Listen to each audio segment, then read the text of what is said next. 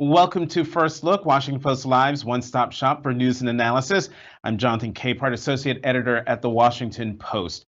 It hasn't dominated the news as it has in weeks past, but Russia's war on Ukraine rages on. Here to bring us up to speed is the Washington Post Pentagon correspondent, Karin Demerjian. Karin, welcome back to First Look. Good to be with you, Jonathan.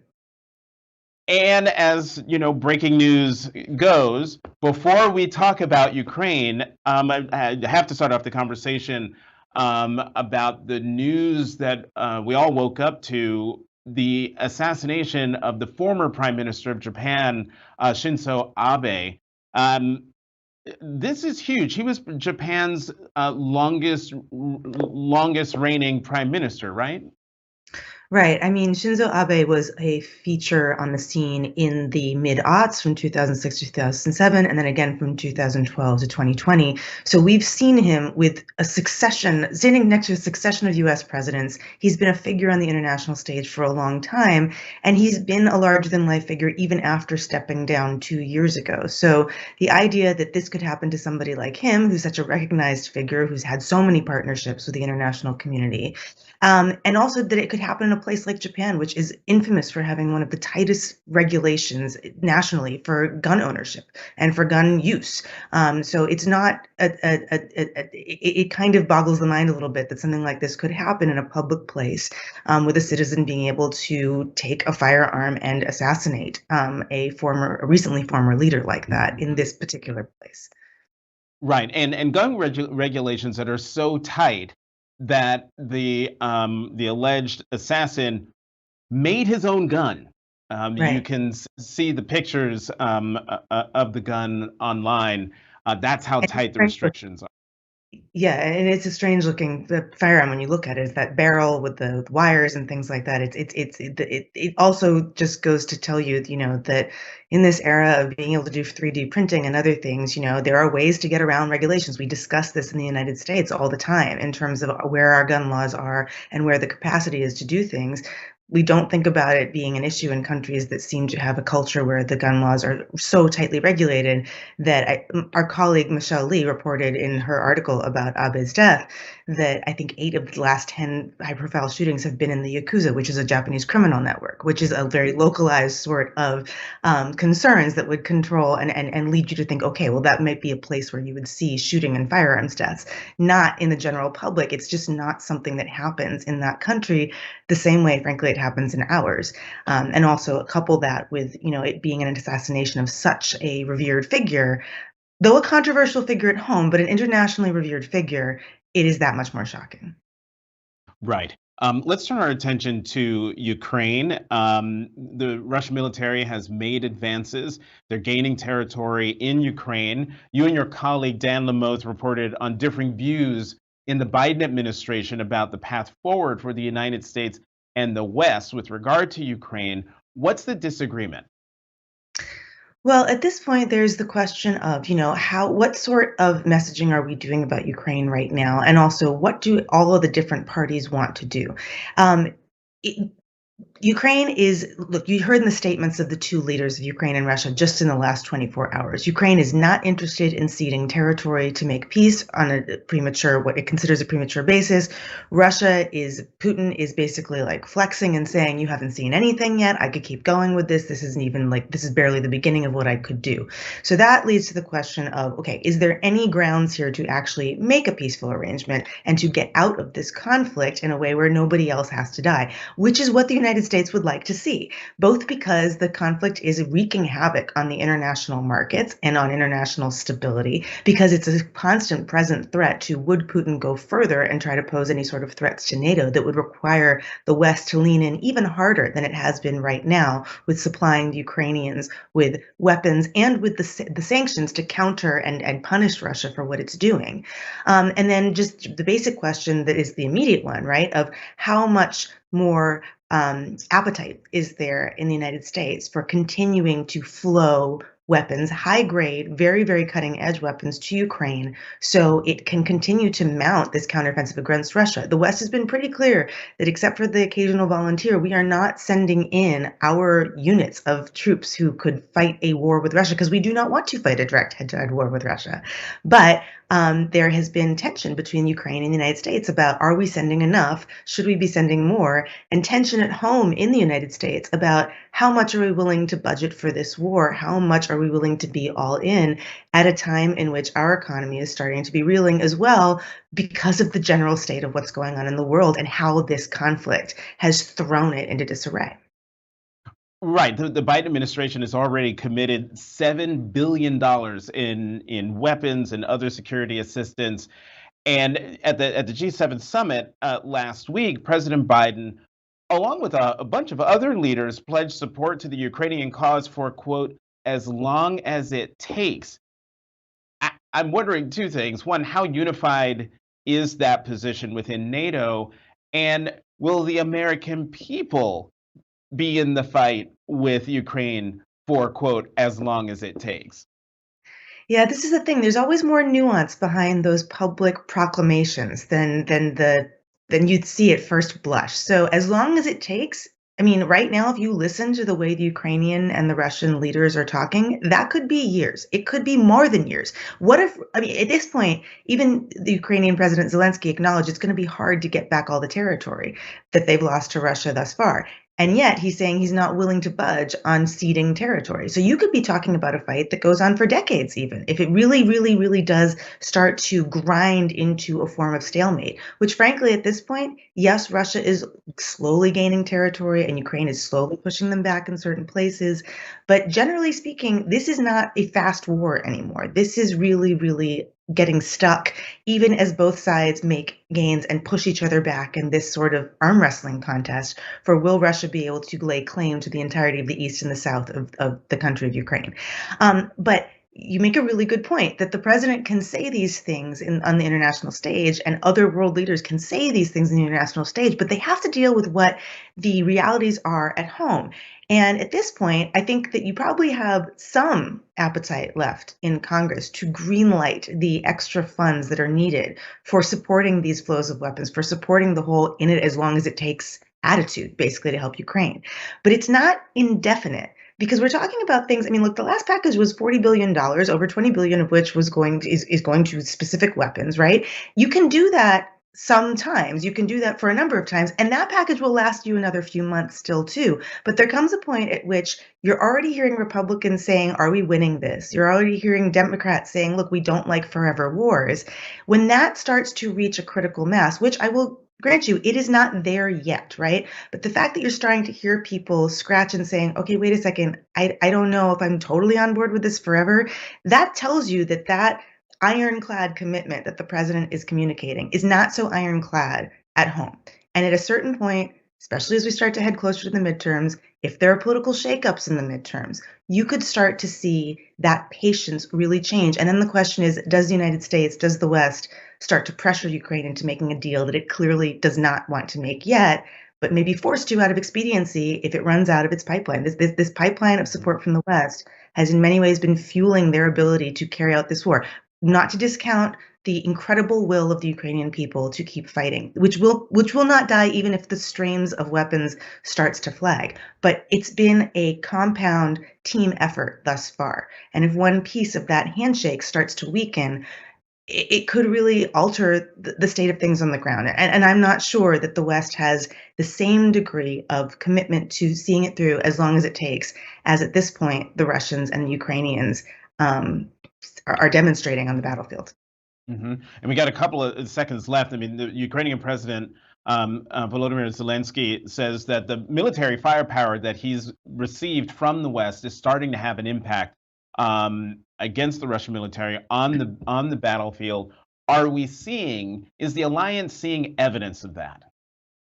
I think the alliance is seeing some evidence of that. I mean, look, you've been able to see in the tactical sphere, you've been able to see Ukraine take out certain missile attacks before they cause damage. They seized back Snake Island. They have been able to do damage to the Russian advance. They've been able to weaken and slow what the Russian advance would, in a perfect world, like to be. And that is real. And we've always been saying that the war, as it moves east, as they fight over Donbass, specifically the province of Donbass now, that it's going to be an artillery war. And so you need the firepower to be able to fight that. And yes, there is tension and arguments between Ukraine and the West about we need more faster. Please give us more of what you already committed and budgeted for now versus waiting for more time to pass because we need everything and we're in a do or die moment now. I think the West is hoping that if this continues for a while, they wear Russia out because the Russian resupply lines are not as plentiful as they are in the United States because Russia is under sanctions because the West is not. And they are hoping that Russia gets tired out in this time that Ukraine can continue to do real damage, even if it's not massively as huge as the Ukrainians want. It's not as overwhelming as they would like. Clearly, they're still losing territory in parts. But if Russia just gets too tired and can't replenish itself, then that is potentially something that would lead to a win. But that's a gamble right now because remember, Russia's not hurting as badly as we expected and hoped they would because the price of oil has skyrocketed. So they do have more tools at their disposal than we hoped they would at this juncture. It's Right. not going as anybody planned perfectly at this moment. Karin Demerjian, Pentagon correspondent for the Washington Post, as always, thank you for coming to First Look. Have a good weekend. You too. Thank you. I'm going to keep the conversation going on a whole host of topics with the Opinions Roundtable in just a moment.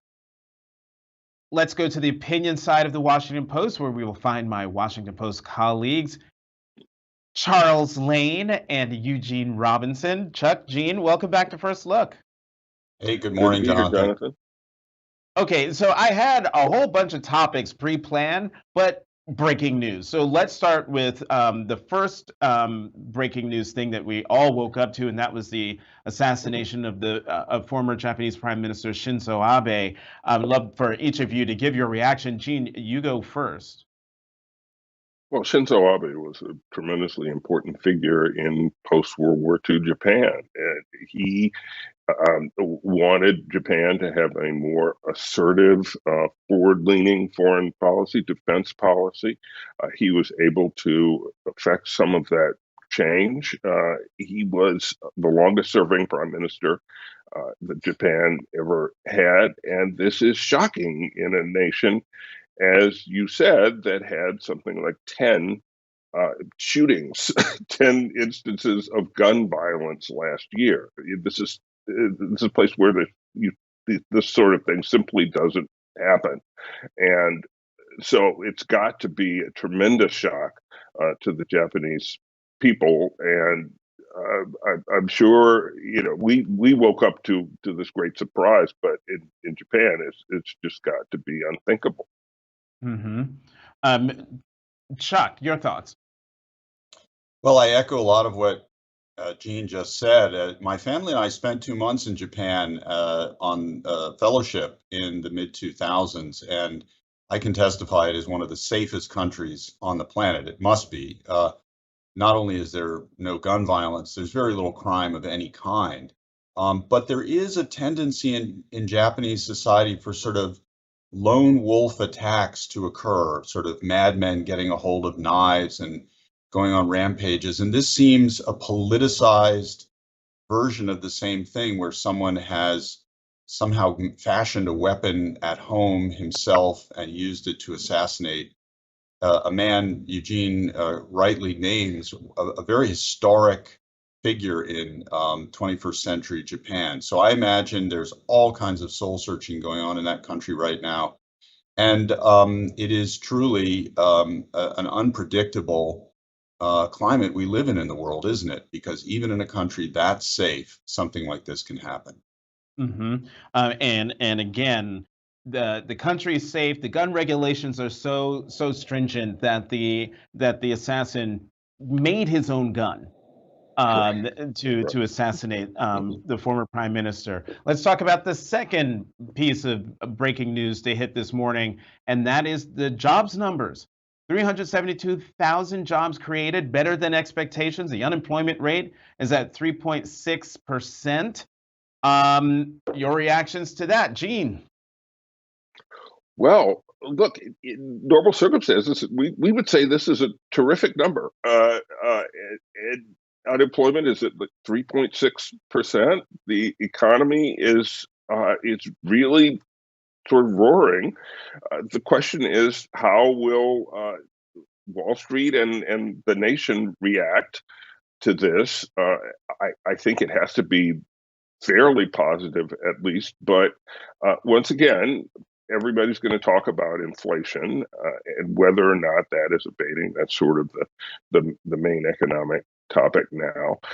To my mind, this number doesn't tell us that inflation is necessarily going to get worse, or that it's not going to abate, or that what the Fed is doing is not going to work.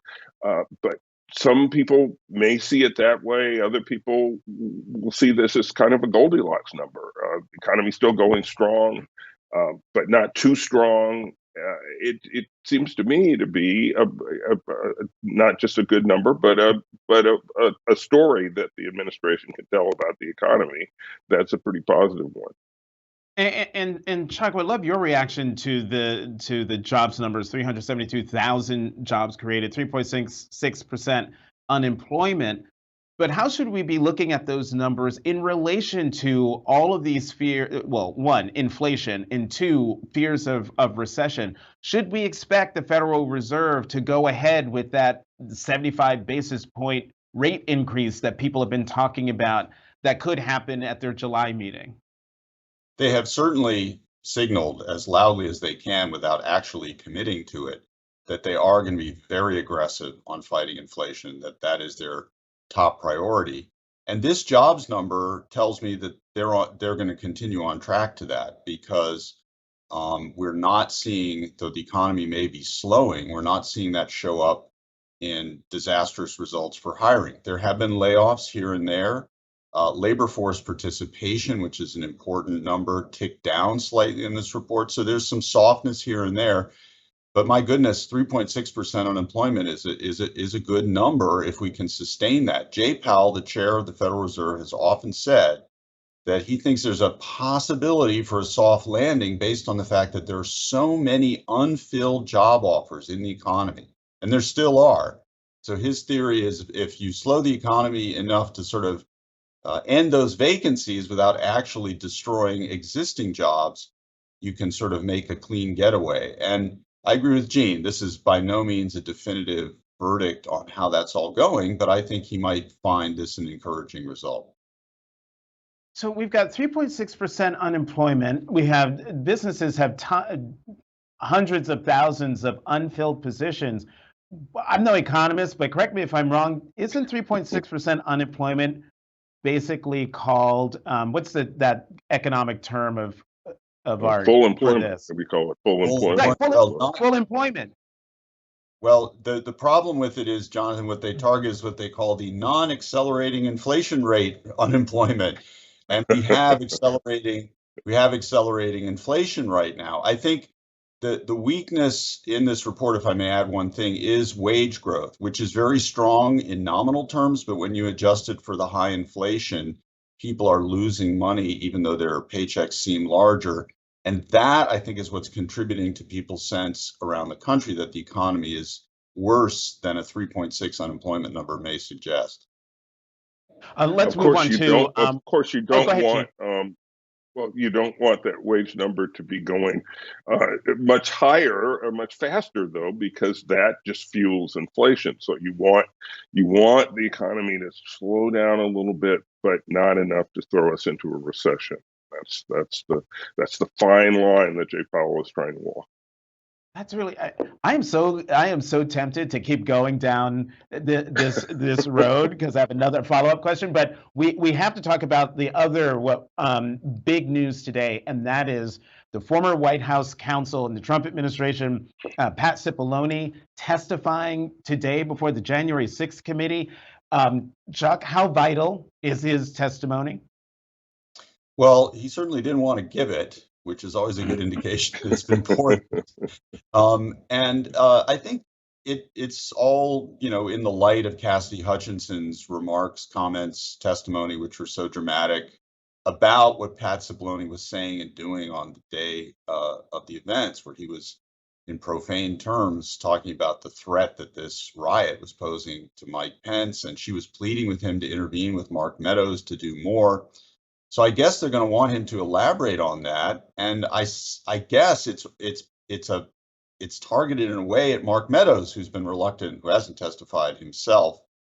And there won't be any on-camera drama, though, about this. This is going on behind closed doors, and I suppose that's one thing they may have conceded to him to get him to come testify. But later on, when they do go public with their hearings, we can expect to see a videotape of what, maybe some of the highlights of what he says. Right, Jane. I mean, and I'm glad you brought that up, Chuck, that his interview is behind closed doors, but it will be videotaped. And as we have seen in the 6 previous hearings, the committee is not shy about rolling the videotape and showing people what people have said under oath. So even though his testimony will be behind closed doors, that doesn't diminish the power of what he tells the committee, does it? Well, no, it doesn't. I don't think the committee is necessarily unhappy that this won't be sort of live and in color unfolding before your eyes. The committee likes to know what every witness is going to say before the witness